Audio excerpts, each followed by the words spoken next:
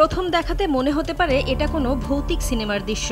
স্থানীয় সময় শুক্রবার হলিউড জুড়ে এভাবেই ছড়িয়ে পড়েছিল ভৌতিক উচ্ছ্বাস।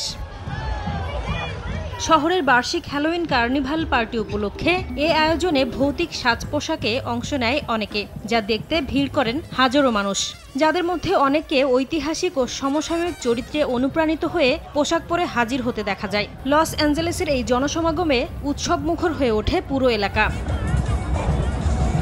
নিউ ইয়র্কের ম্যানহাটনেও অনুষ্ঠিত হয় 52তম বার্ষিক ভিলেজ হ্যালোউইন প্যারেড, যেখানে হাজারো অংশগ্রহণকারী সেজেছিলেন নানা রকম পোশাকে। পুলিশি নজরদারি থাকলেও পুরো আয়োজনটি শান্তিপূর্ণভাবে শেষ হয়।